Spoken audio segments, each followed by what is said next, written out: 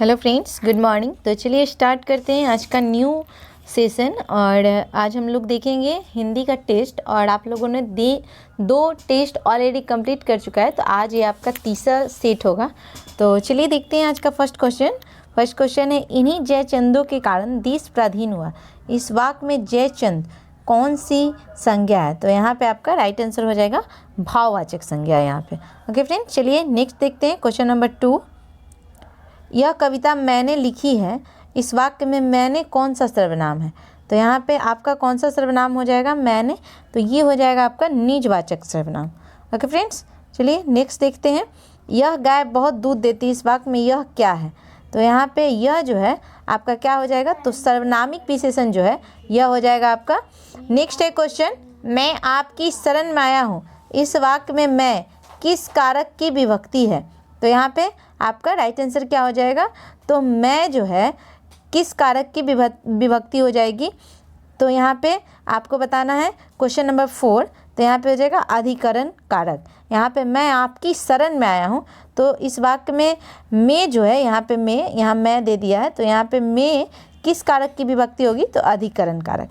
Next है, वर्तमान काल में कितने प्रकार होते हैं? तो वर्तमान काल के कितना प्रकार हो जाएगा?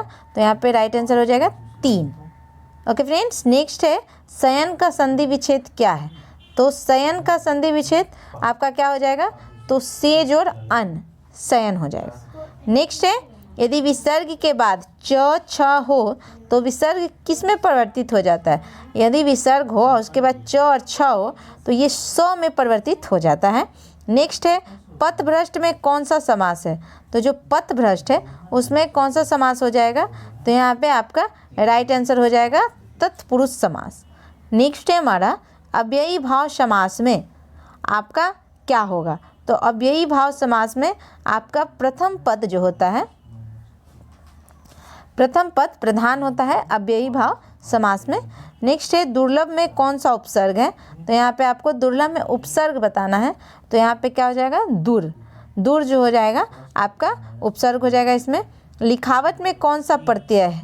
तो यहाँ पे लिखावट में आपका कौन सा प्रत्यय हो जाएगा? तो बट जो है यहाँ पे लिखावट में प्रत्यय हो जाएगा। नेक्स्ट है, कौन सा शब्द शुद्ध है? तो यहाँ पे कौन सा शब्द शुद्ध हो जाएगा? तो यहाँ पे मुहूर्त लिखा हुआ है, बताना है इसमें से कौन मुहूर्त जो है बिल्कुल सही है। तो यहाँ पे आपका ऑप्शन डी बिल्कुल सही है। और ऐसे क्वेश्चंस आते हैं तो आप क्या कीजिए, इसको ज़्यादा से ज़्यादा प्रैक्टिस कीजिए। निम्नलिखित शब्दों में कौन सा शब्द शुद्ध है? फिर आपका वाहिनी जो है इसमें आपको बताना है कौन आपका शुद्ध है। तो चलिए यहाँ पे आप बताइए। तो यहाँ पे आपका क्या हो जाएगा? वाहिनी। तो ये बिल्कुल सही है। चलिए नेक्स्ट है हमारा, कौन सा शुद्ध वाक्य है? अब इसमें शुद्ध वाक्य पहचानना है। तो यहाँ पे आपका क्या हो जाएगा? मेला में मिठाइयाँ बिकती है, ये आपका सही है। नेक्स्ट है क्वेश्चन, दिन दुना रात चौगुना मुहावरे का सही अर्थ क्या है? तो यहाँ पे आपका सही अर्थ क्या हो जाएगा? तो यहाँ राइट आंसर हो जाएगा खूब उन्नति करना। नेक्स्ट है, जाति प्रथा श्रम विभाजन के साथ साथ किसका रूप लिए हुए है? तो यहाँ पे आपका क्या हो जाएगा? तो श्रमिक विभाजन का। जाति प्रथा श्रम विभाजन के साथ साथ किसका रूप लिए हुए है? तो श्रमिक विभाजन का। नेक्स्ट है, सेन साहब की नई मोटर कार कितने की थी? तो यहाँ पे आपका राइट आंसर क्या हो जाएगा?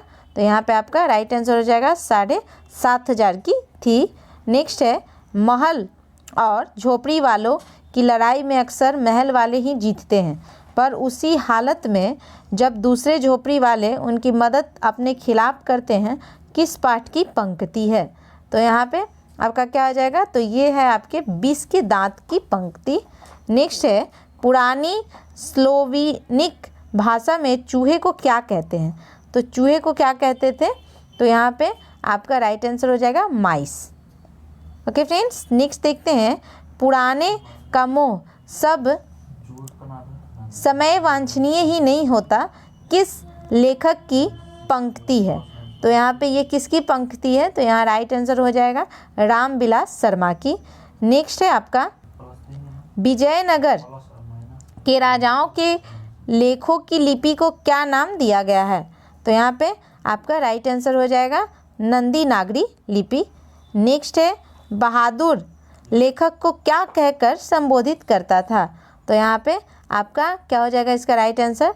तो बाबूजी कहता था। नेक्स्ट है रामविलास शर्मा का किस कृति के लिए साहित्य अकादमी पुरस्कार प्राप्त हुआ है? तो यहाँ पे आपका किस कृति के लिए मिला है रामविलास शर्मा को? तो यहाँ राइट आंसर हो जाएगा निराला की साहित्य साधना के लिए। नेक्स्ट है बहादुर अपने घर क्यों भागा था?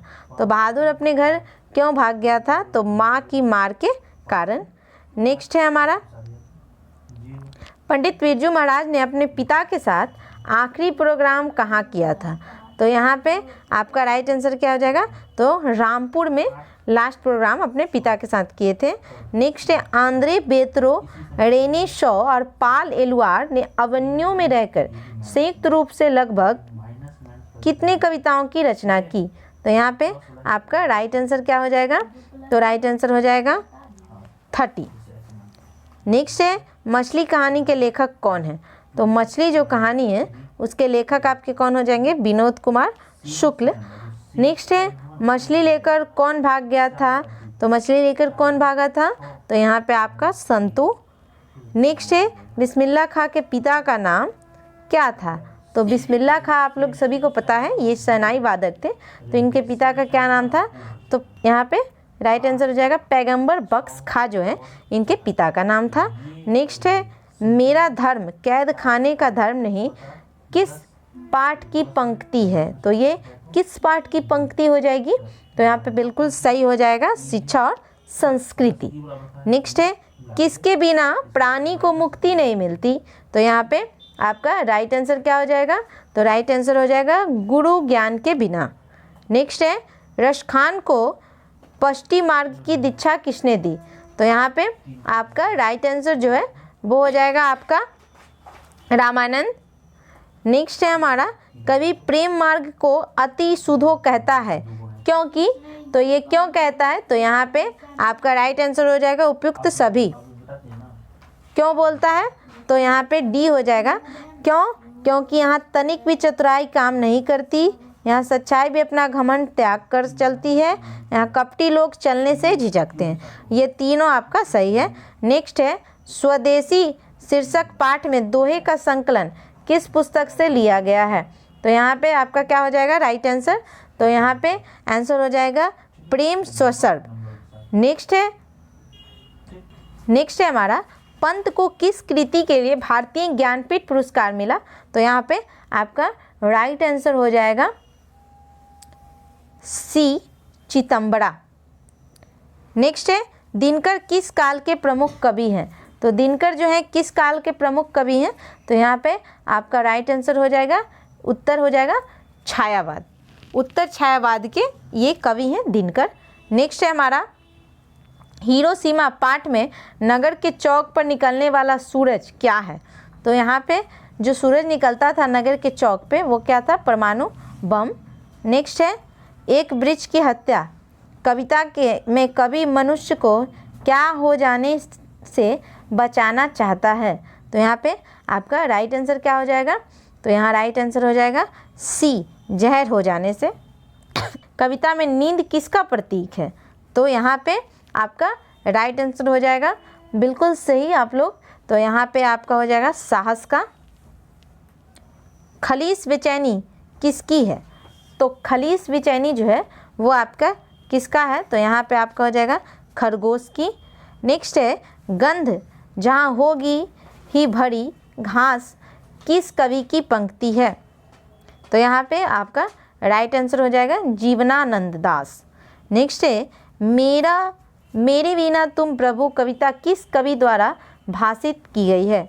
तो यहाँ पे आपका राइट आंसर हो जाएगा धर्मवीर भारती। नेक्स्ट है दही वाली मंगमा कहानी किस भाषा से अनुदित है? तो यहाँ पे आपका राइट आंसर हो जाएगा कन्नड़। नेक्स्ट है विपत्ति अकेले न आकर संगी साथियों के साथ आती है, यह पंक्ति किस पाठ की है? तो यहाँ पे आपका राइट आंसर हो जाएगा, तो यहाँ पे किसका है? तो ये हो जाएगा ढहते विश्वास। माँ कहानी किस भाषा से अनुदित है? तो माँ कहानी जो है वो आपका किस भाषा से? तो ये गुजराती। नेक्स्ट है हमारा उस घर में अब सास और बहू में स्वतंत्रता की होड़ लगी है, यह पंक्ति किस कहानी की है? तो यहाँ पे आपका राइट आंसर क्या हो जाएगा? तो यहाँ राइट आंसर हो जाएगा डी, दही वाली मंगवा। नेक्स्ट है बल्ली अम्माल किस गांव से आई थी? तो ये किस गांव से आई थी? तो यहाँ पे आपका राइट आंसर हो जाएगा मुंडा डिपट्टी गांव से आई थी। नेक्स्ट है हमारा सीता के बड़े पुत्र का नाम क्या था? तो यहाँ पे सीता के बड़े पुत्र का क्या नाम था? तो यहाँ पे आपका राइट आंसर हो जाएगा नारायण। और नेक्स्ट है मंगू की माँ अस्पताल को किसकी उपमा देती थी? तो यहाँ पे आपको, चलिए ये आपके लिए होमवर्क है, 49 का आंसर आप लोग हमें कमेंट बॉक्स में कीजिएगा कि मंगू की माँ अस्पताल को किसकी उपमा देती थी। तो ये आपका क्या हो जाएगा? होमवर्क हो जाएगा। ओके फ्रेंड्स, तो आपका क्वेश्चन नंबर 49 आपका होमवर्क है, इसको आपको कमेंट बॉक्स में लिखना है। चलिए नेक्स्ट देखते हैं 50, एस रंगराजन किस लेखक का पूरा नाम है? तो यहाँ पे आपका राइट आंसर क्या हो जाएगा? श्रीनिवास। तो यहाँ पे एस रंगराजन श्रीनिवास जो हैं उनका पूरा नाम है। तो इस तरह से आपका 50 क्वेश्चंस यहाँ कंप्लीट हो गया। तो आप हमें ज़रूर बताइए कि आपका 50 में कितना मार्क्स आया, और क्वेश्चन नंबर 49 का आंसर आप लोग सभी को ही कमेंट बॉक्स में ज़रूर बताइए। तो चलिए मिलते हैं नेक्स्ट वीडियो में, तब तक के लिए चैनल पे अगर नए हैं तो सब्सक्राइब कर दीजिए, लाइक कर दीजिए और शेयर ज़रूर कीजिए। तब तक के लिए थैंक यू।